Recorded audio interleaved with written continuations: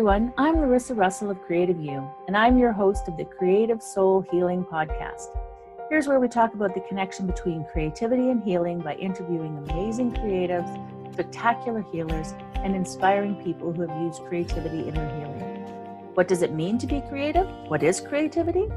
You don't have to write a best-selling book or paint a masterpiece or even play in a rock band. Creativity is in everything that we do, in the ways we think, in the way we run a business. In our everyday lives, we are creative all the time. Let's talk about how we are creative and how creativity helps us heal mentally, physically, and emotionally, right now on the Creative Soul Healing Podcast. Hi, everyone. Larissa Russell of Creative You Healing, and welcome to the Creative Soul Healing Podcast. Today, I have with me Maureen Nadeau.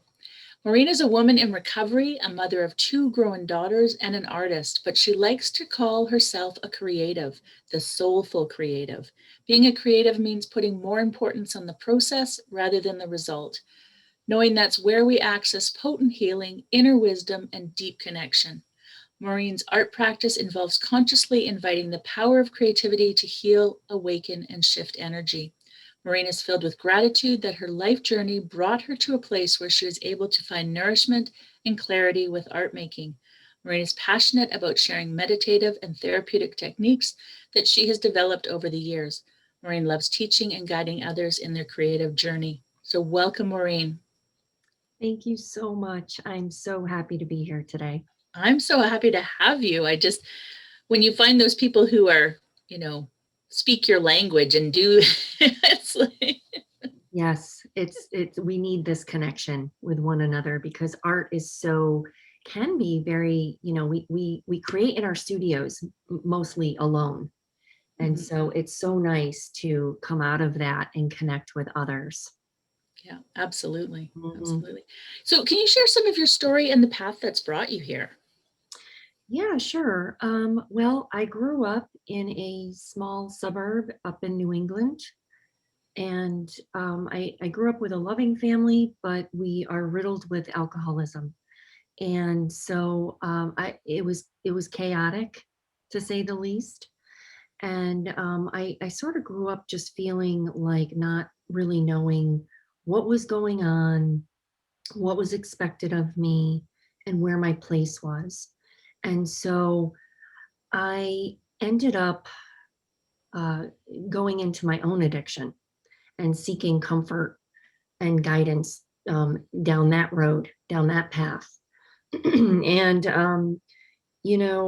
it wasn't until I was about 20 where I basically hit bottom. And I had given up my art, because I was doing art in elementary school and in middle school and in high school, but I ended up just giving all of that up. And I finally reconnected with that after getting sober and working a program. Which just speaking this, just talking about this right now, it just fills me with so much gratitude that I was able to come back to what really fills me up, what really connects me to my own self, to my soul. It took me a few years. I was really scared because recovery asks us to do everything differently. It asks us to show up differently. It asks us to make different choices, to maybe even make major life changes. And so I had to really heed the call and really open up to just creating a whole new life and also creating differently. I found that I couldn't go back to the work that I was doing before. It was all different. My life experience had changed me so much that my creative path had shifted as well. Yeah. It's interesting about creativity and the changes as we change, our work changes, right? Sure. And yeah, I know for my own self, some of what I would consider darker pieces that I created when I was in a more not so great place in my life, and then how it shifted and it's much lighter and airier, if you will, and more movement and flow in it now. Yeah, absolutely. Art is an extension of ourselves. And, it's that where the healing is for me is just honoring where I am, just showing up and sort of, not only honoring myself, but giving myself permission to sort of feel whatever feelings live below the triggers, whatever is going on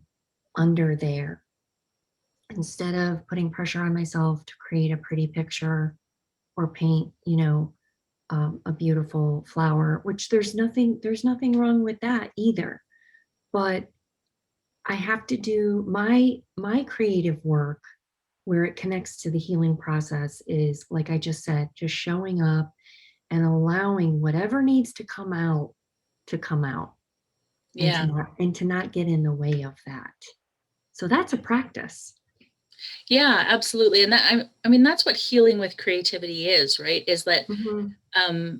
being more mindful of why or the process, and not so much the emphasis on the finished product, right? Exactly. I mean, we all know what expressive art is. Even people that aren't artists or consider themselves a creative, they know the difference between an expressive art piece and a realistic style piece. Mm-hmm. So we feel the emotion. We feel so much more connection in that expressive art. And so I, not really knowing who I was when I first, came into recovery, not even knowing what my favorite color was, what my preferences were. I was sort of whoever you wanted me to be. That's what my life was. I had sort of abandoned myself and Yeah. gone into that full-blown people pleasing mode that a lot of us, not only sensitive or creatives, but women Mm-hmm. in our society, that's we can really go into that. And I did it to a point where I lost myself, and we talk about our voice and finding our voice. And that is really what art helped me do. And doing something called art journaling, which is what I love to teach. And that is really where I not only found healing, but I've been able to tap into it in a way that I am receiving wisdom. And what does that mean? It really just means that I'm getting in touch with my intuition. It's that small, little whispery voice that we can only hear when we make time and space to get still and quiet, which is a real challenge for a lot of us. And so I have found that, I do meditate, I do sit in stillness, and I do practice that as well. And that's something that I went into deeper a couple of years ago and got a certification to teach that meditative process. But really, I love doing that through art. And so there's a few different ways that I do that. And that's really what I love to teach and share. That's really, yeah. Yeah.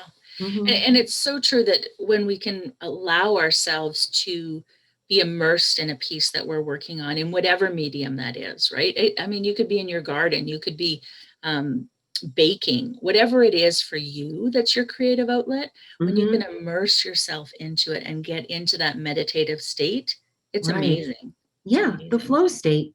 The Yeah. flow state. And it's where you lose all track of time, and we're so in the moment.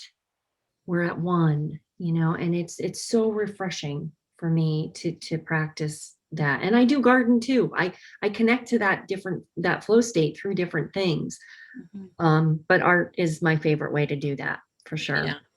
Yeah, Mm-hmm. absolutely. So, Mm-hmm. what inspires you in the work you do?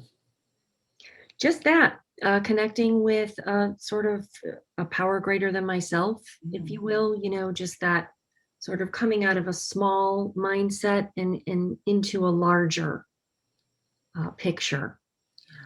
And whatever, it's surprising because a lot of times I still don't even know where I am half the time, after my morning chores and doing all the things that we need to do. I come to the art journal, which I now really love to just have set up on a table, and I have all my supplies there so that I don't have to set up and clean. Of course I have to do a little cleanup, but when I just approach the blank page, a lot of times I don't even know like what's swirling around inside me. And so again, it's just that opportunity to say, well, let me just pick this pencil up and start writing. Or, I'll do that automatic writing where we just begin writing and see what comes out. And so it's just a beautiful way of connecting with really, my higher self, what's going on in me, because I can lose that so quickly. I really can. I know what's going on with you and my daughter and my, everybody else, because, I have that caretaker thing as well. So I need to do this for self-care, for self-nourishment, for connection, and for my recovery. This is, yeah. So that's a practice of all those things. Yeah, absolutely. So one of the things that comes up with creatives a lot is about monetizing what we do, right? And what are your thoughts on that? Yeah, I have no problem with that. It's money makes the world go round, and this is it's our currency. I believe in really harnessing our gifts, that this is what we're supposed to do. We all have unique gifts. And even if you put 10 artists, in a row and you look at them, they all have something different and unique to share. And we're really opening up to that right now. I love the energy that's out there right now, because so many more people are saying, well, I'm not an artist, but I'm going to let myself play. It's like, yes, because we don't have to be artists. I mean, I did go to school for art and teaching. I have a degree, but I had to unlearn a lot of that stuff, to be honest with you, to really tap into my own personal creative energy. So, and you're talking to someone who is just embarking on monetizing what I'm doing and offering classes and workshops. And now I'm moving up to the online platforms. And I don't think that there's anything wrong with it. I like to give away a few of my classes. I always hold a spot or two in my live workshops for people that, I just leave those spaces open, so that if the universe sends me someone, and usually those spots do fill. So I think that there's a way to do it where we're bridging spirituality with, with monetizing, as you say. We can do both. There's nothing wrong with it at all. And I will have classes that are maybe on the pricier side, but I'll also have a class like what I'm offering right now on my website, which is a short little art journaling invitation. And that's just for, $14. So I think that if we are going to do this, we need to sort of just make it accessible in some way. Yeah. I think that's really, that giving part is so important with the receiving, right? And if we expect to just receive, and without giving, so I do a lot of free things on my website as well. I do free things or lower price things. And then I have some absolutely pricier things that I think, but money is this form of energy. And so Exactly. I absolutely agree. I just like to see what other people think about it, because I know it's a constant, it constantly comes up for creatives and healers, especially. It does. And what I have to go back to, and I also coach, I don't really like to use the word coach, but I guide other people in this process. And I just had someone that is making soaps. She's making beautiful products, and and she's constantly she's undercharging herself at times. And so I'm saying to her, your time and energy is worth what? You have to put a price on that, which is really difficult to do. But, it has to do with self-worth. Yeah, You know, absolutely. we have to respect ourselves, or guess what? Nobody else is going to. Yeah. Nobody else is going to come in and say, "Oh no, I'm going to give you $8 for this bar of soap," when you're just trying to charge them $3.50. I mean, so that's just an example, and that has taken me a while. I mean, I had to have other people guide me in that as well. So it is an ongoing process, but I think that really just thinking about it in terms of, my time is worth just as much as it is, and I respect that for other people as well. I don't expect other people to do things for me for free either. So yeah, it goes both ways. Yeah, absolutely. So Mhm. what would you say you're the proudest of in your life? Oh my goodness. The proudest, I mean, I think that overall it's that I've tried to be true to myself, and that, that's a practice in itself. So, but yeah, just to thine own self be true. That's just showing up, and of course, being a woman in recovery and helping other people and teaching, and my two beautiful daughters. I mean, I've had so many accomplishments, but ultimately I think it's because I chose to love myself, and be who I'm supposed to be here. Mm-hmm. Yeah. I think that's so important. And that's one of the things that I help women do, is to sort of step into their own authenticity. Yeah. Because we get so lost as women, as you were saying earlier, Mm-hmm. in what everybody else needs, what everybody else wants. And we don't really know where our place in that is. And Right. then often, everybody leaves home, or, maybe your relationship ends, or whatever happens in your life. And all of a sudden you're like, I never was my own self. So now what? Well, So sure. I mean, I know there's a lot of people when they come to me, they've never even asked themselves what they want. mhm. Yeah. Just a simple question of what do you want for your life right now is like, well, so it's so important. And I think that the creative process is a conduit for that. It can really, just knowing your preferences. I mean, one of my exercises that I do for the art journaling is just um, picking 3 symbols that resonate with you. Looking at 5 colors and picking 2 of them that, call to you. So just grounding into these basic preferences, likes, dislikes, can really remind us that we already have a strong sense of self within.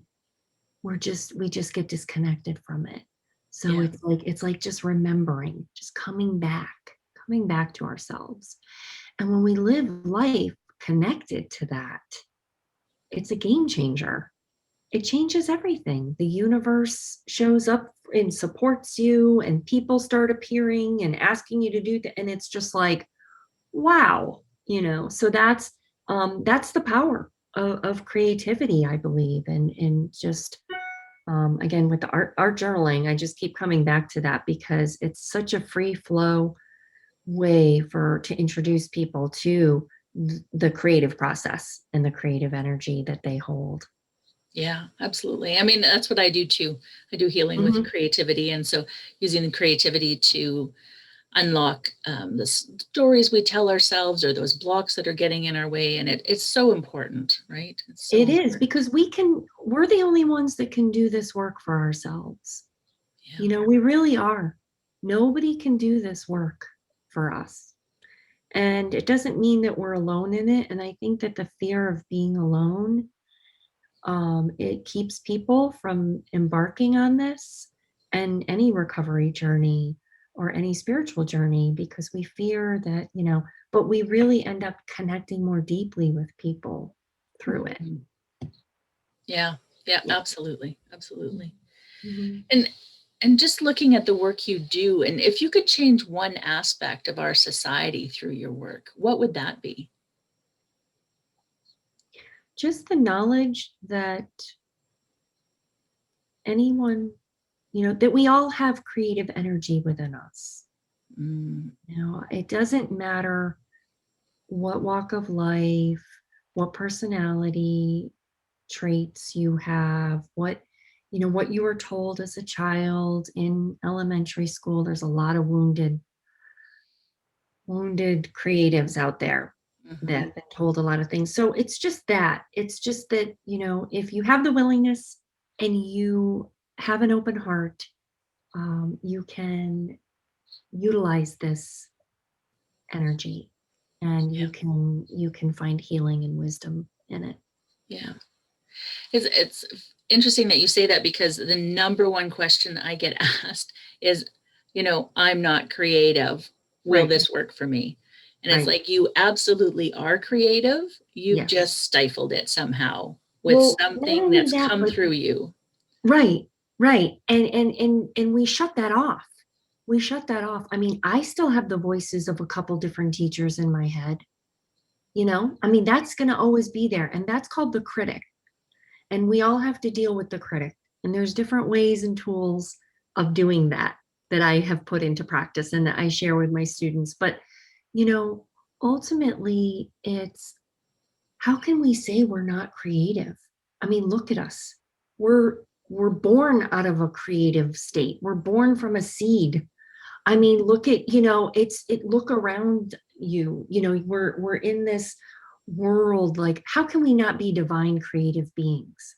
If we really just stop and think about it. I mean, does it mean you can draw a human figure or a human face that looks realistic? No, that's a skill. And if you want to learn that, you can too. But that's not really what this is about.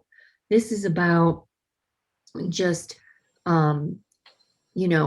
having some fun, pushing some paint around, exploring, and allowing our curiosity, allowing that wondrous childlike sense of curiosity to guide us. And that is an energy of itself that I identify with as the creative energy. It's that childlike wonder of, ooh, what's going to happen when I squirt some of this ink on top of this white paint that's wet and swirl it around? Like, what's going to happen? And following that, if we use that as a guide, it's like, I think Einstein's the one that said play is the most important research. So yeah, and anybody can connect to that. And even if you don't have arms, you've got, or you have feet, or you have an elbow, I've seen people with all different types of handicaps create some amazing work, because it's just coming from their soul. It's coming from them, and they are the only ones that could make that. Yeah. Because ultimately creativity is expression, right? So you're expressing self in your creativity. Exactly. And it reminds us that, wow, I'm the only one that has this fingerprint. And I'm the only one that, so it ties me back into that, my uniqueness, the divine sense that, even though I'm just, another artist, but I'm unique, and we forget that about ourselves too, especially in the adolescent years. I have contact with some adolescents, and they don't want to be unique. They want to be like everybody else. But, so I think that that's another great reminder that the creative energy has for us and lesson.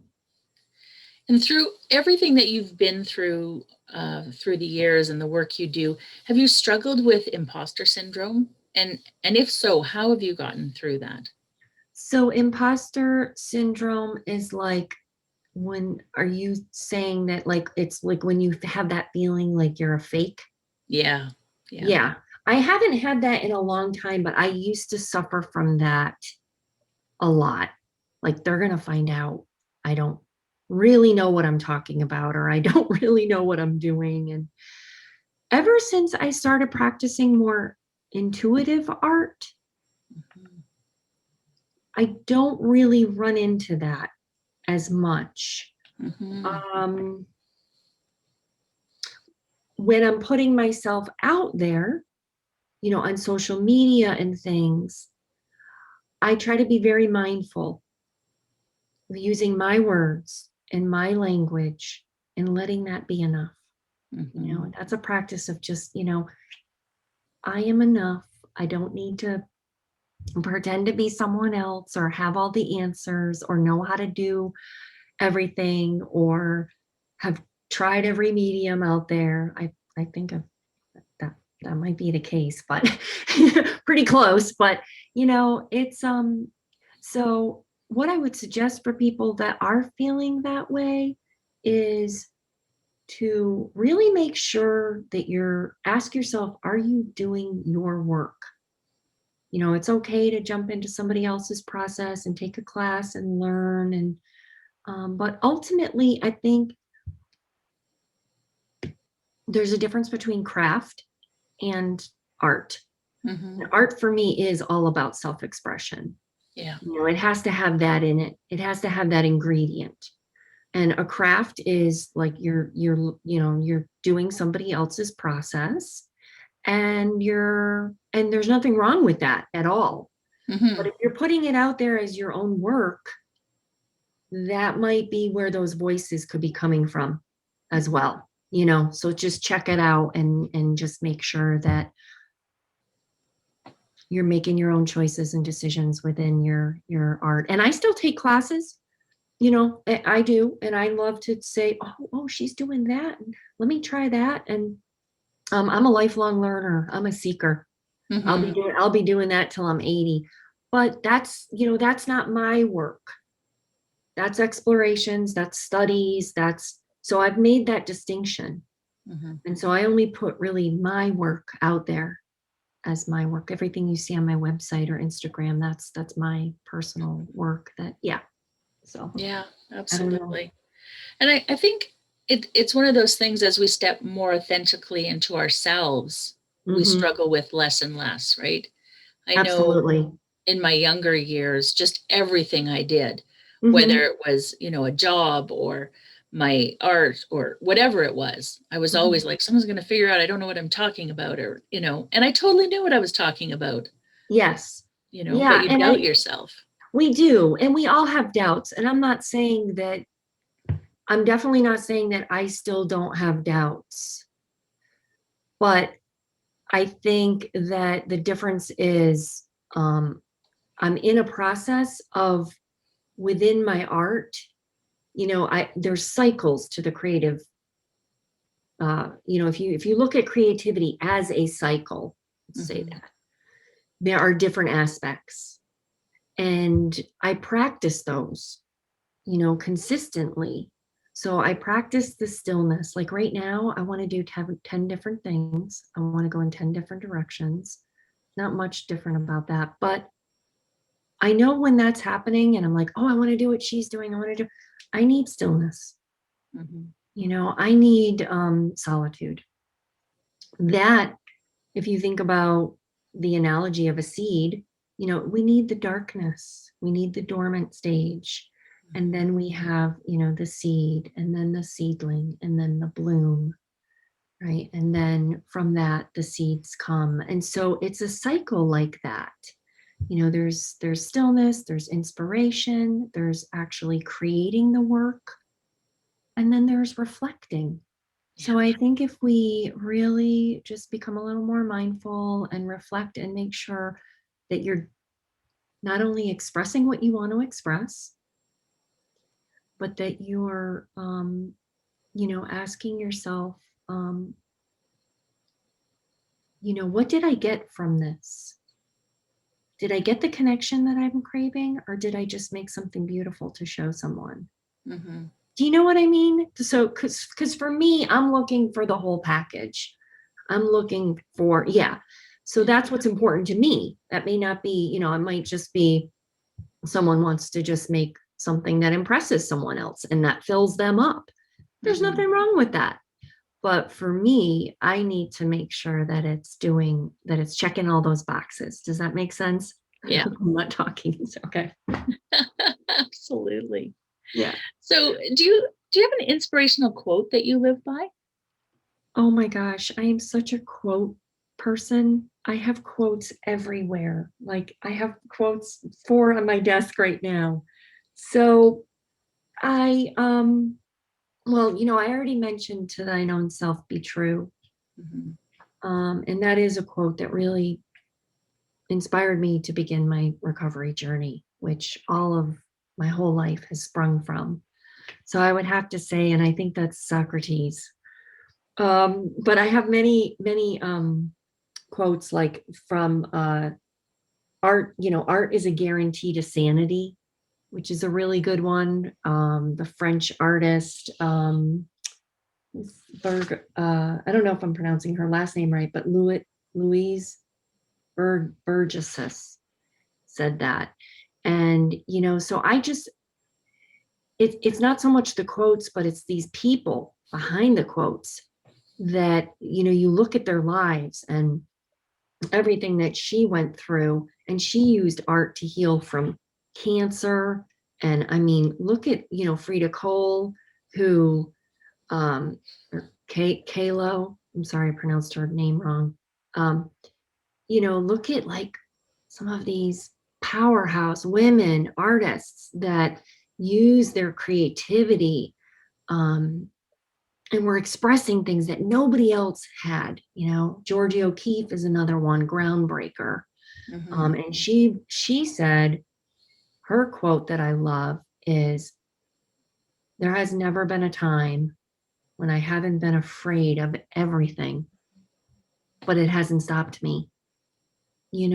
So it's just the women artists that I feel like are here in my studio with me, and they're behind me, and they're rooting me on. And it's scary to create and put yourself out there. It's not easy. I mean, sometimes, I'm looking at the likes and, oh my goodness, nobody's and it's like I have to come back to, well, I got a lot of healing out of that. I got a lot of insight through doing that piece. Mhm. And that's part of my journey, and it's sacred. So Yeah, absolutely. Absolutely. yeah. And I see that you have a free gift for our listeners. Yes, I do. I'd like to offer your listeners access to my brand new art journaling class. It's really a sweet little lesson. It's called the Sacred Heart Art Journaling class. And I bring you through the process of creating a beautiful art journal spread. And we contemplate what is sacred. What is sacred to you? What do you come back to time and time again that nourishes your soul and fills you up in a way that nothing else can? So I would like to offer them that. And if they email me, I can email them the free access code at checkout that they can use to get the class. Perfect. So we'll make sure we have that information for them. Excellent. And is there anything else you'd like to add that we maybe haven't discussed today? I mean, with this type of a podcast, I don't know if I'm preaching to the choir, but, just be brave, buy a book. When I first started art journaling, I decided I was not going to show it to anyone, which really took the pressure off, especially someone that's got an art degree. I mean, you should see some of my art journal pages. It's like, what's that? But, it's so just start where you are and know that you have everything you need within you to do some really wonderful work. So just go for it. Go for it. And follow that curiosity. Follow the curious nature in you to choose everything from materials to classes to people to follow. Just follow that curious nature within you. That would be my 2 cents. I love that. I love that. Great advice. So I want to thank you so much, Maureen, for being here today. Oh, Thank you. Thank you. This has been wonderful.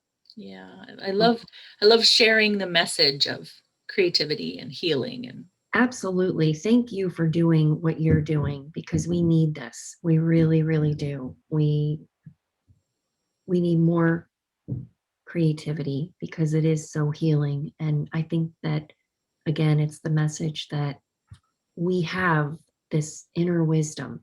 We're so prone to running around looking for it everywhere. And there's nothing wrong with therapy or a community to come together and get support.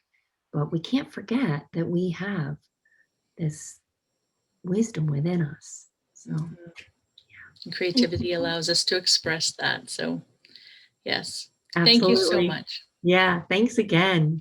Thanks again. To our listeners, we will see you again next week. And in the meantime, I wish for you amazingly creative days. Are you a daily journaler? Do you want more creativity in your day? We have 2 great creativity journals to start your day with. One for people who already have a journaling practice, and one for people who are new to journaling. Both are an amazing way to start your day. Both make the perfect gift for a person in your life. Check out Have an Amazingly Creative Day and How Do I Have an Amazingly Creative Day? Both currently available on Amazon. Click the link below to purchase yours now.